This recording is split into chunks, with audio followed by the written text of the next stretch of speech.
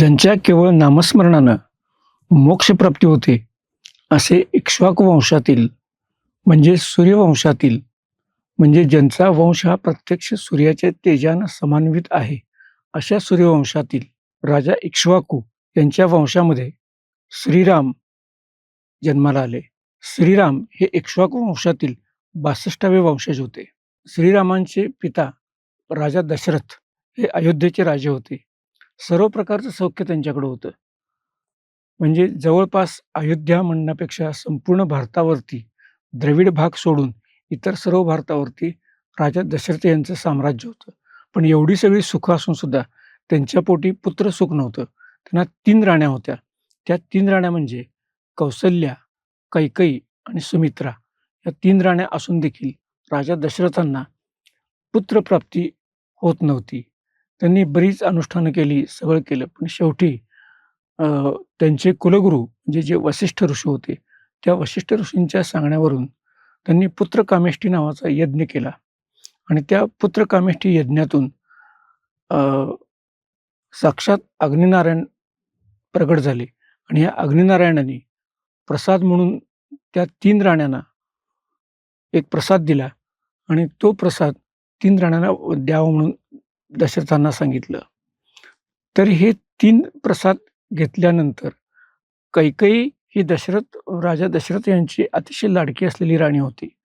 पण ह्या कैकेयीला हट्टानं 2 प्रसाद मागून घेतले. म्हणजे कैकेयीसाठी दशरथांनी 2 प्रसाद मागून घेतले आणि माता कौसल्या आणि माता सुमित्रा यांना एक भाग दिला. पण कैकेयीच्या मनामध्ये संशय असा उद्भवला, की त्या दोघींना एक दिला आणि मला 2 का दिलेत? त्या संशयामुळं तिनं एक भाग खाल्ला आणि एक भाग टाकून दिला. तो जो टाकून दिलेला भाग होता, तो एका घारीनं उचलला आणि त्या घारीच्या तोंडातून तो किष्किंधा पर्वतावरती अनुष्ठानाला बसलेल्या वानरांचा राजा केसरी याची पत्नी अंजनी, या अंजनीच्या हातामध्ये तो जाऊन पडला आणि तो तिनं प्रसाद म्हणून भक्षण केला. अशा प्रकारे प्रथम या तिघींनी हा प्रसाद ग्रहण केल्यामुळं त्या तिघींना म्हणजेच माता कौशल्याच्या पोटी श्रीराम जन्माला आले. माता कैकेयीच्या पोटी श्री भरत जन्माला आले आणि माता सुमित्रेच्या पोटी अ, लक्ष्मण आणखीन शत्रुघ्न अशी 2 आवळी-जवळी असे पुत्ररत्न राजा दशरथांना प्राप्त झालं. तर हा जो दिवस होता, हा दिवस म्हणजे चैत्र शुद्ध नवमी. या दिवशी पुनर्वसूयुक्त पुष्य नक्षत्र होतं आणि या दिवशी कर्क राशीत चंद्र असताना, भर माध्यान्नीला सूर्य तळपत असताना प्रभू श्रीरामांचा जन्म झाला.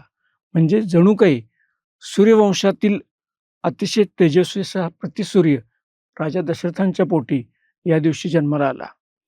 तेच भगवान श्रीरामचंद्र होते.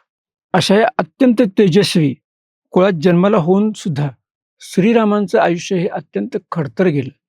आपण जर रामायण वाचलं, तर ह्या रामायणामध्ये श्रीरामांच्यावरती अत्यंत वाईट असे प्रसंग आले. म्हणजे ऐन त्यांच्या राज्याभिषेकाच्या वेळेला सुकुमार असलेल्या पत्नीला घेऊन त्यांना वनवासात जावं लागलं. वनवासात निघाल्यानंतर काही दिवसातच त्यांच्या श्रीरामांच्या विरहाने व्याकुळ झालेल्या राजा दशरथांचा अंतकाल झाला.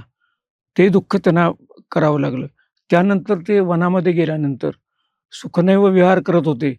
तरीसुद्धा त्या काळामध्ये सुद्धा शूर्पणखेसारख्या राक्षसीने येऊन त्यांना त्रास दिला.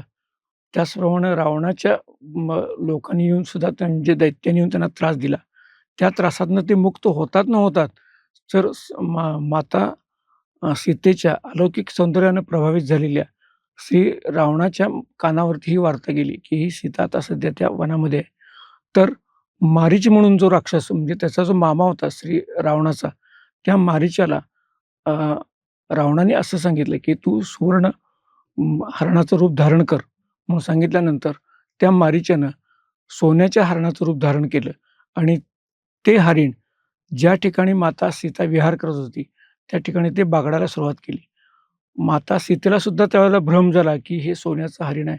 तर ह्याच्या चामड्यापासून तयार केलेली कंचुकी किंवा आताच्या भाषेत ब्लाउज मला पाहिजे म्हणून तिने श्रीरामाच्या पाठीमागे हट्ट धरला. श्रीरामाने तिला समजावून सांगण्याचा प्रयत्न केला मातेला, की अ, सीते असं असू शकत नाही. पण तिनं ते ऐकलं नाही आणि ते जे मारीच होतं म्हणजे तो धूर्त असलेला, कपटी असलेला मारीच ज्यानं सुवर्ण हरणाचं रूप धारण केलं होतं.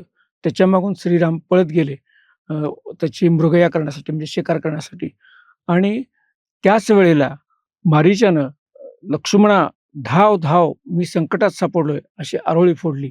तर त्या मारीच्यानं श्रीरामांचा हुबेहूब आवाज काढला आणि हुबेहूब आवाज काढल्यानंतर सीतेनं लक्ष्मणांना सांगितलं, की "तुमचे बंधू संकटात आहेत आणि तुम्ही जाऊन त्यांना वाचवा." तर लक्ष्मण म्हटले, "माझा जो भ्राता आहे श्रीराम, हा संपूर्ण जगाचा पालक आहे. त्याला हे हरीण काय करू शकतं किंवा कुठलाही दैत्य त्याला काय त्याचं काहीच वाकडं करू शकत नाही." पण त्यावेळेला अ, मातेनी, सीता मातेनी लक्ष्मणाजवळ हट्ट धरला, की तुम्ही तुमचे जर का खरं बंधुप्रेम असेल, तर तुम्ही जाल. असं म्हटल्यानंतर लक्ष्मणाचा नाईलाज झाला आणि लक्ष्मण त्या हरणाच्या मागनं म्हणजे ते पण श्रीरामांना शोधत, शोधत निघून गेले. त्या संधीचा फायदा घेऊन रावणानं सीतेचं हरण केलं. अशा प्रकारे सीतेचं हरण झालं. त्यानंतर अत्यंत वाईट अशा परिस्थितीमध्ये श्रीरामांनी सैन्याची जमवाजमव केली. सुग्रीवांच्यासारखा त्यांना चांगला मित्र मिळाला. ह्या सगळ्या गोष्टी जरी अगदी धरल्या, तरीसुद्धा त्या गोष्टीत संघर्ष होताच होता. बरं ते झाल्यानंतर सुद्धा श्रीराम अयोध्येत परत आले. श्रीराम परत अयोध्येत यायच्या अगोदर देखील अ, श्रीरामांनी सीतेची अग्निपरीक्षा घेतली. म्हणजे हे सुद्धा एका अतिशय पत्नीचं प्रेम असणाऱ्या किंवा अतिशय आदर्श पती असलेल्या व्यक्तीला अतिशय दुःखद असा हा भाग असताना सुद्धा त्यांना ती गोष्ट करावी लागली. कारण श्रीराम हे प्रजाहितदक्ष होते, प्रजापालक होते किंवा प्रजेच्या मताप्रमाणे वागून प्रजेला सुखात ठेवणारे राजे असल्यामुळं त्यांनी आपल्या स्वतःच्या पत्नीला अग्निपरीक्षा द्यायला लावली. त्यातून सुद्धा ती सुखरूप पार पडली. हे एवढं होतंय, नाही होतंय, तोपर्यंत अयोध्येतल्या एका विशिष्ट वर्गातल्या व्यक्तीनं सीतामातेच्या चारित्र्याबद्दल शंका घेतली. ती शंका घेतल्यानंतर त्याचा कोणताही प्रवाद आपल्या प्रजेवरती येऊ नये किंवा आपल्या प्रजेवरती असे कुठल्याही प्रकारचे कुसंस्कार होऊ नयेत, यासाठी श्रीरामाने आपल्या गर्भवती असलेल्या पत्नीला लक्ष्मणाच्या साहाय्यानं वनामध्ये पाठवून दिलं. म्हणजे ती ज्यांच्याकडे गेली तेच होते म्हणजे वाल्मिकी ऋषी. या वाल्मिकी ऋषींचा उद्धार देखील श्रीरामांच्या नामजपामुळेच झाला. हे वाल्मिकी कोण होते? तर पहिल्यांदा ते वाल्या कोळी होते. ते एक रांजण भरला, की एक खडा टाकायचे. एक माणूस वाटमारी झाली, की एक खडा टाकायचे.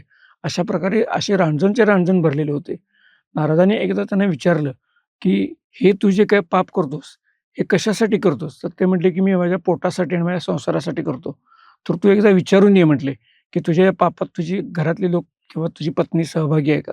तर ते म्हटले, "आम्ही काही याच्यात सहभागी होणार नाही." म्हटल्यानंतर त्यांना पश्चात्ताप झाला. त्यांनी विचारलं, की "मी याच्यावर काय करू?" तर ते म्हटले, "श्रीराम किंवा राम, राम या मंत्राचा तू जप कर. या मंत्राचा जर तू जप केलास, तर तुझ्या संपूर्ण पापापासून तुझा उद्धार होईल." अशा प्रकाराने त्यांनी प्रचंड तपश्चर्या केली आणि नुसत्या राम, राम या मंत्रानं त्यांचा उद्धार झाला आणि वाल्याचे वाल्मिकी ऋषी झाले. या वाल्मिकी ऋषींच्या हयातीमध्येच हे संपूर्ण रामायण घडलं आणि ते संपूर्ण रामायण लिहून काढण्याचं श्रेय, की आज आपण जे बघतो, ते वाल्मिकी ऋषींना जाते. अशा पद्धतीने हे सगळं होत असताना सुद्धा श्रीरामां लवकुश हे जे होते, हे लवकुश नंतर श्रीरामांना भेटण्यासाठी आले. पण भेटण्यासाठी आल्यानंतर त्यांनी विचारलं, की "तुमची आई कुठे आहे?" म्हटले. तर ते म्हटले, की "अशी-अशी वनामध्ये आहे." तर वनामध्ये आहे म्हटल्यानंतर त्यांनी परत तिला बोलावलं. सन्मानपूर्वक बोलावल्यानंतर त्यांनी परत एकदा विचारलं, की "तू पवित्र आहेस का?" म्हणून विचारलं. "तू इतके दिवस लांब राहिलेली आहेस, मग तू पवित्र आहेस का नाही हे सांग."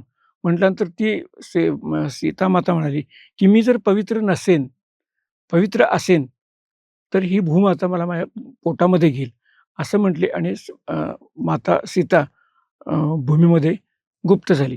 म्हणजे जर आपण असं बघितलं, तर अशा लोकोत्तर महान विभूतीचा किंवा अ, जे महाविष्णूचा 7वा अवतार ज्यांना मानला जातो, त्या श्रीरामांच्या आयुष्यामध्ये अत्यंत खडतर अशा गोष्टी झाल्या. ह्या खडतर अशासाठी आहेत, की आपला जो मानवी स्वभाव आहे किंवा आपलं मानवी जे जीवन आहे, हे जीवन देखील अशा खडतर प्रसंगानेच भरलेलं असते. पण हे खडतर चालू असताना सुद्धा आपण आपल्यामधली सात्विकता किंवा जो प्रामाणिकपणा आहे, ह्या सगळ्या गुणांची जोपासना आपण केली पाहिजे आणि लोकांच्यामध्ये कोणत्याही प्रकारचा अपवाद निर्माण होता कामा नये, अशा पद्धतीनं आपलं आयुष्य घालवलं पाहिजे. अशा प्रकाराने आदर्श पिता, आदर्श पुत्र, आदर्श पती, आदर्श राजा, आदर्श मित्र आणि आदर्श बंधू अशा प्रकारच्या योग्यतेचे जर कोण असतील, तर ते श्रीराम आहेत. अशा ह्या श्रीरामांची जी जन्मतिथी आहे, ती चैत्र शुद्ध नवमी अशी मानली जाते. चैत्र शुद्ध नवमीला पुनर्वसूयुक्त पुष्य नक्षत्र असताना बुधवारी श्रीरामांचा जन्म झाला असं मध्यंतरी झाला असं मानलं जातं आणि ह्या अशा लोकोत्तर असलेल्या भारतवर्षातल्या महान विभूतीचा किंवा महान परमेश्वरी अवताराचं आपण या दिवशी नामस्मरण करतो आणि आपल्या आयुष्याला सतत तरून जाण्यासाठी आपण सतत श्रीरामांच्या नामाचा नेहमी जय जयकार केला पाहिजे. जय श्रीराम.